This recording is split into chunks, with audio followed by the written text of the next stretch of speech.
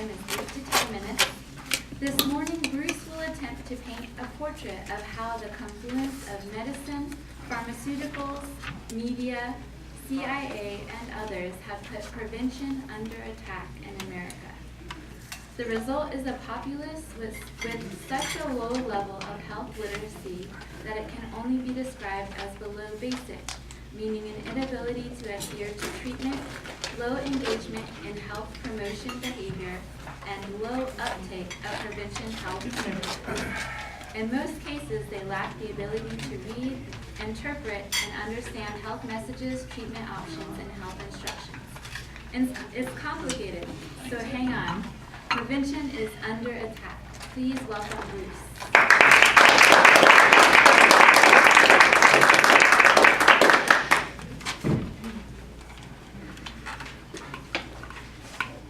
I think I lost weight this year.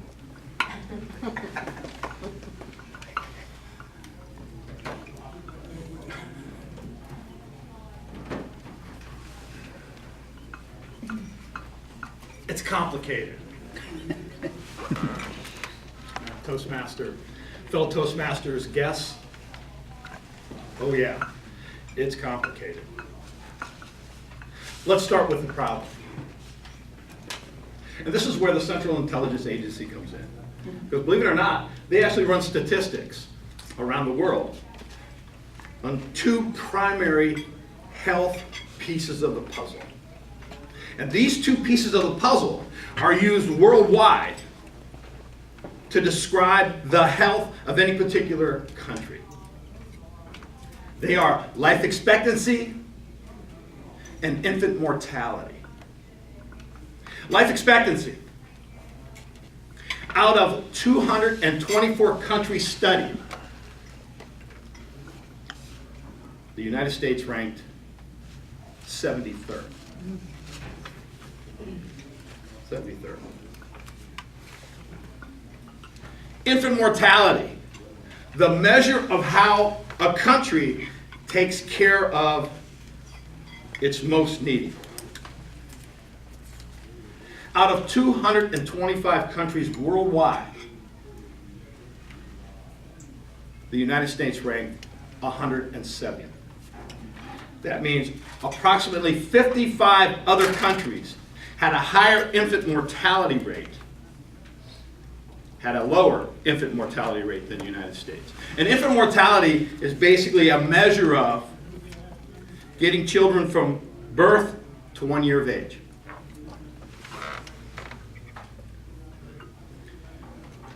Here's where this gets really complicated.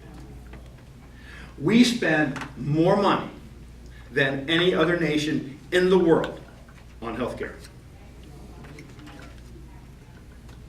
And the number by which we spend that is times more than the next country.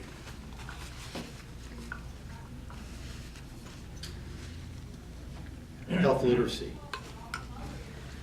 What in the world does health literacy have to do with our standing in the world for health? It's complicated. There is a national assessment of adult literacy that's done. And that national assessment takes a look at a number of different key factors.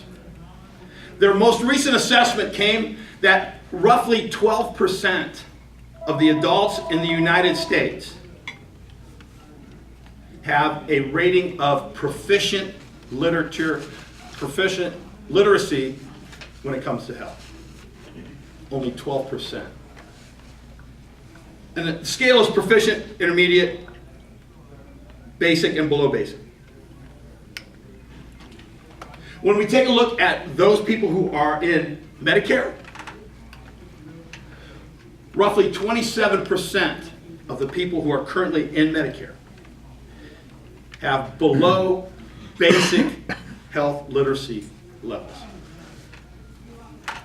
And when we take a look at Medicaid, the number's even more. It's roughly 32% for those people in Medicaid. Now, what does that mean to us?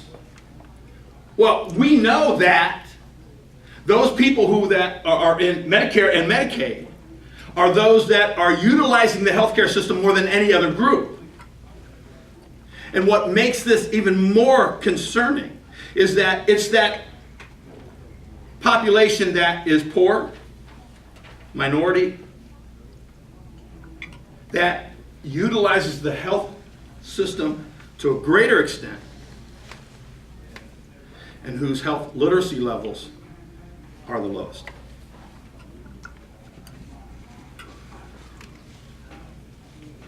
Wow. It's complicated. But as we take a look at measures of educating the populace, it is that group, the poor, the uneducated, minority, that use TV and radio as their primary source of information. Primary source of information. So how are they getting educated? And where are we going with this to improve the situation that we have? This is complicated. Because we're at a point now that we are being controlled by a media base. Case in point. How many of you watch the national evening news? All the old people. You got a haircut like this, you watch the evening news.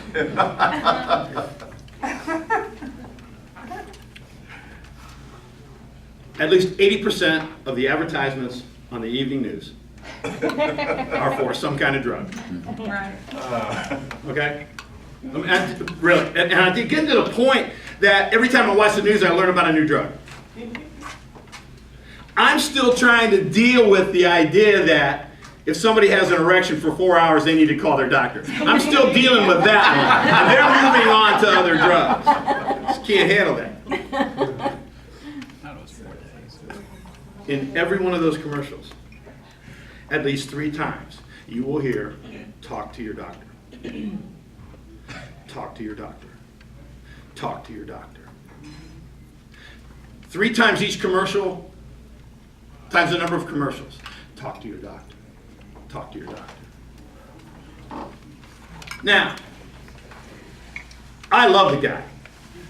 But there's no way in the world you're going to get a shot at talking to your doctor.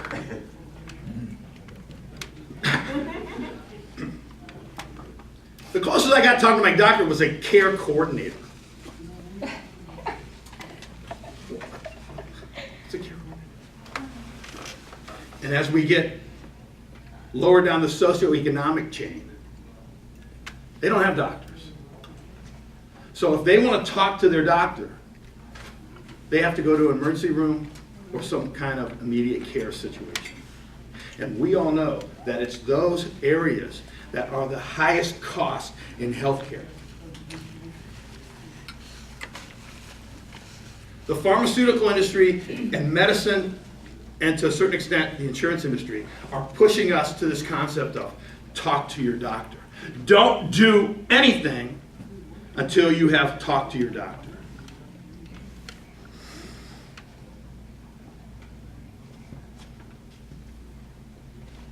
Prevention under attack. Still a little complicated. Your health is a measurement of 4 different areas. Your heredity, the environment in which you live in, okay, your lifestyle, and the last is your access to health care. Those are the 4 measures that determine your level of health. But there's one of those, and that is your lifestyle. That is greater than 52% of the 10 leading causes of death. Take the 10 leading causes of death, determine how they are killing us, and you'll find that 52% of those 10 leading causes of death have to do with the decisions that we make about our lifestyle. Now, to make a decision about our lifestyle, we've got to feel reasonably confident that we can make a good decision. But if we're constantly hammered with, talk to your doctor, talk to your doctor, the message is that we don't have the ability to make those decisions ourselves. That is the message. Talk to your doctor. In my world, it's called locus of control. Who is in control of the decisions you make? Is it you internally, or is it someone else externally? And we're being driven to that external side of things. Folks, it's not complicated. It's all about prevention. If we can prevent something from happening, it is 10 times less costly than if we have to treat it. One issue, and it's the issue that dominates healthcare in America, is nobody makes any money when we don't have anything happen. If we prevent you from getting, nobody makes any money. And that's a problem. We need to get away from that base. So, what I would say to you today is, don't keep prevention under attack. Have ignorance be under attack. And let's educate our populace so that prevention then becomes the key.